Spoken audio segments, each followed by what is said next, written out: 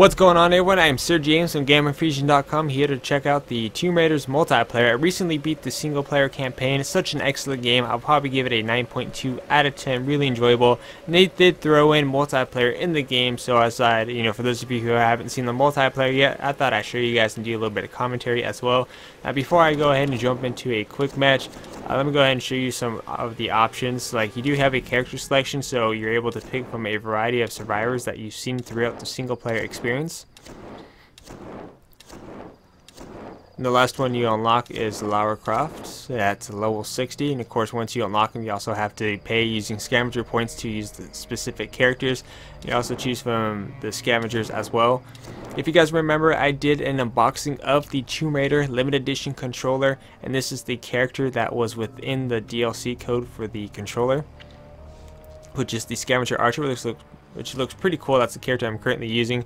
And then as for the enemy units, there are a wide variety of characters you're able to choose from as well.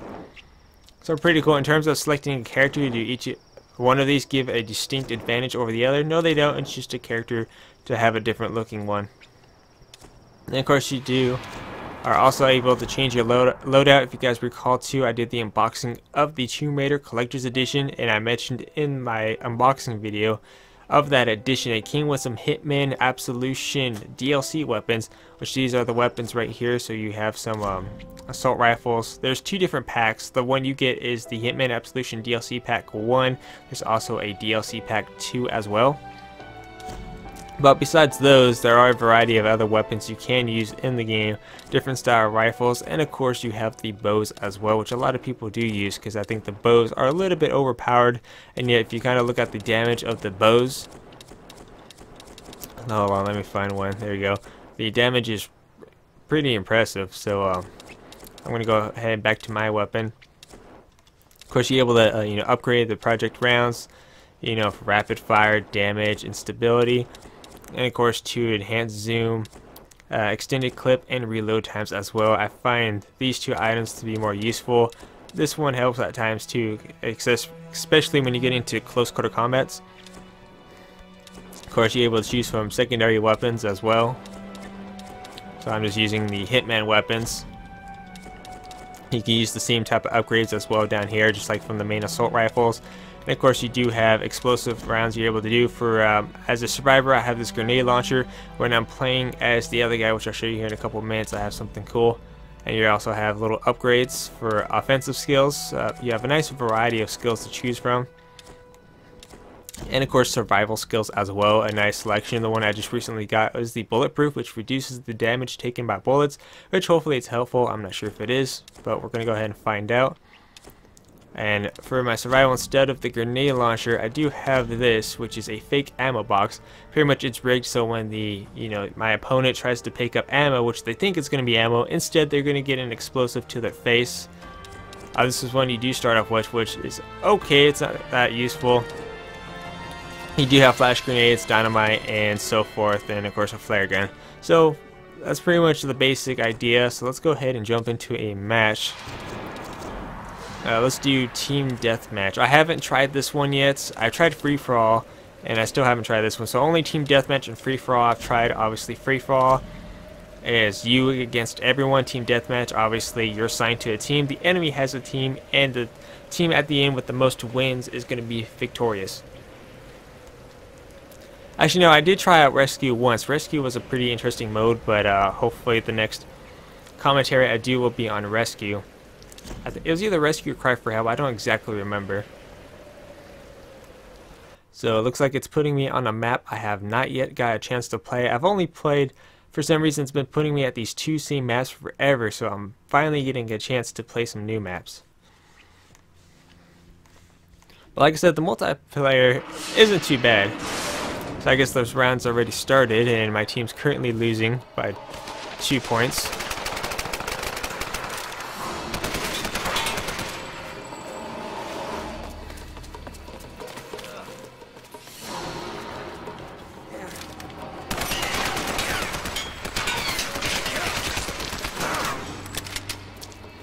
Boom, took the lead right there. You gotta watch out for these things. These things are booby trapped. Watch. Let me go down here and show you guys what happens.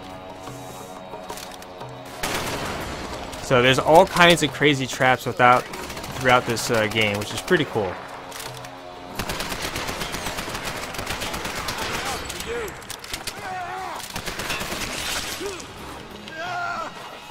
Oh, he got me with the melee weapon. So yeah, the multiplayer still has a few little bugs and tweaks, but you know, with a few patches, I think the multiplayer will be, you know, decent. It's like, it's not spectacular, and it's not, you know, awful like Aliens Cloning Marines was. But the multiplayer isn't too bad overall. See down here, you got the little scavenger crates, just like you've seen in the single player experience. This should be useful.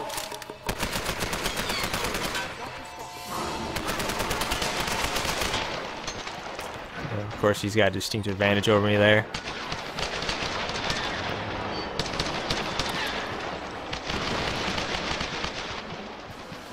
Let's see. And of course, you're able to spawn on your team as well, but I guess I have no one to spawn on, unfortunately. Let's go ahead and take these. There's like little different pathways, as you can see. Boom, sliding right down there. So like I said, this map is completely new to me, so I don't know all the... I have no clue what's currently going on. Something's happening.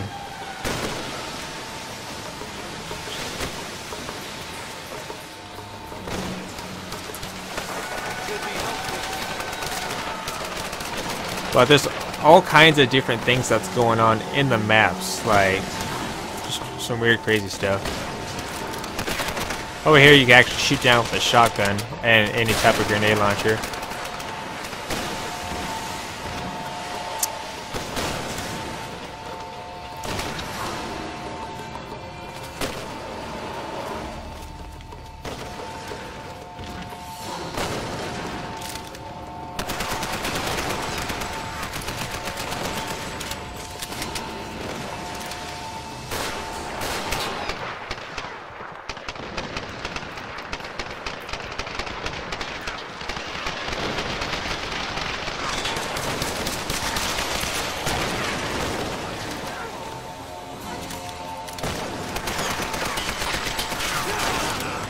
So this is pretty cool.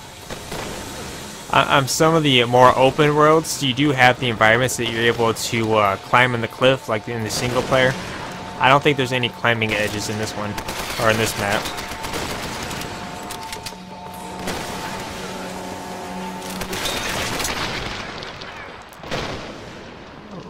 Oh, we gotta watch out for that barrel.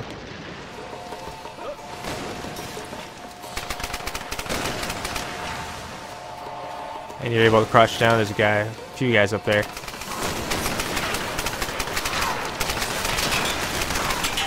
Yeah, fortunately they saw me and they got the final kill on me. I was hoping to be able to sneak up on them and then do a melee attack. So there's a total of 3 rounds that you're able to do. So that was the first one. And now I'll be playing as the enemy units, which then you get to see the scavenger archer in action. So I didn't do too bad, even though 3 kills, 3 deaths. I thought I did a little bit better, but you know, sometimes I get into some really good matches, other times I get into okay to not so good, and then a couple times I've seen where these people just camp at your spawn like crazy too. It's like, you know, what's the point? That's why, like I said, the multiplayer is alright, but if you're getting Tomb Raider, you're getting it for its single player experience. I mean, that's where the game shines. So we're going to go ahead and go for round 2 and see how we do in this one. So objective, eliminate the other team. Pretty simple as that. You know, shoot the rope, fire. Oh yeah, there's the little snare traps that you're able to get caught up into. You're able to set traps, which is pretty cool. So basically all kinds of little booby traps. Unfortunately, I guess we're on the same map. I was hoping for a different map, but I mean, oh well. But like I said, this is the scavenger archer I'm playing as.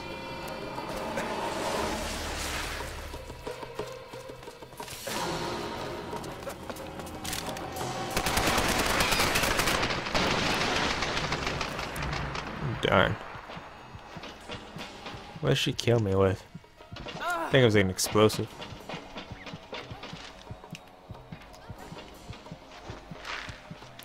There we go.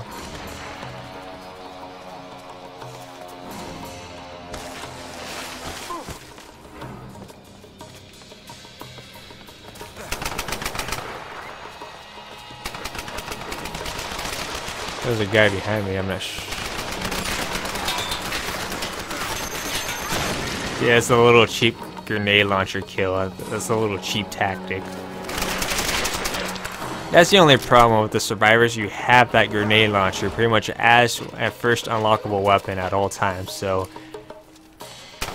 instead of the opponents taking you like a man, they take you the easy way out.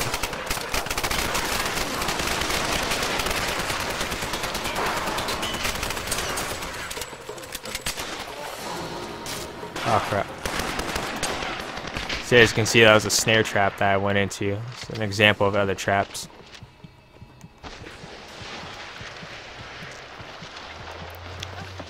See, unfortunately, since I'm not aware of this map, or if it's good or not, I'm not going to do so well.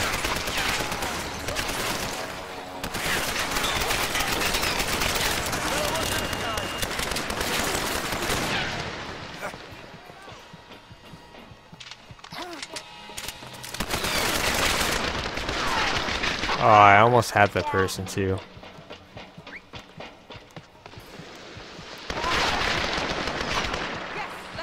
I have no clue what gun she's using, but whatever it is, it's pretty overpowered.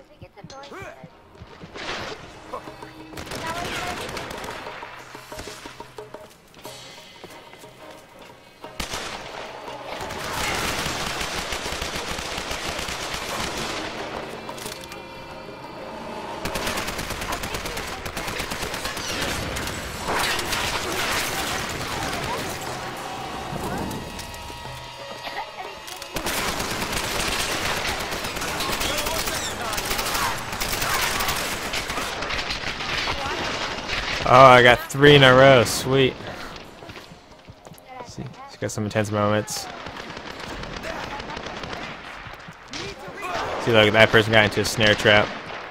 You're able to shoot down the snare trap, and of course, if your allies get into it, you're able to, shoot them down as well, which you get some pretty good experience from that.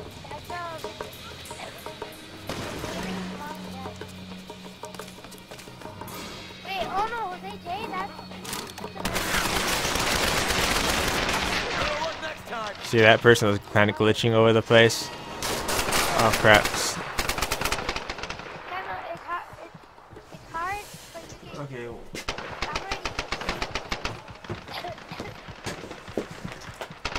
Give me a second. There's a annoying little kid on the mic that I don't want you guys to listen to because they take away from the experience.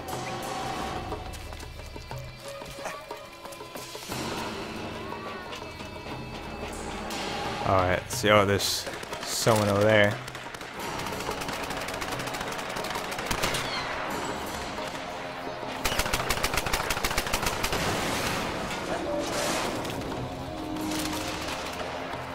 Oh crap. Yeah, you gotta watch out for hidden little crevices like that because you can die. So, yeah. Hold on, can I mute this guy? There we go. Okay, they do have my favorite feature in the game by far in terms of multiplayer, which more games need this feature, which is muting annoying little kids. I hate it when they're on and talking all kinds of annoying crap or just nonsense. So, there is a mute button, thank God.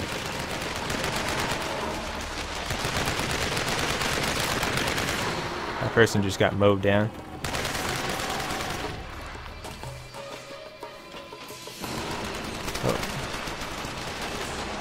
Let's see if I can find someone else. See, like all these little traps everywhere. And the crates too that you scavenge are basically what you're able to use when you're upgrading your weapons and selecting from a character you're able to use from.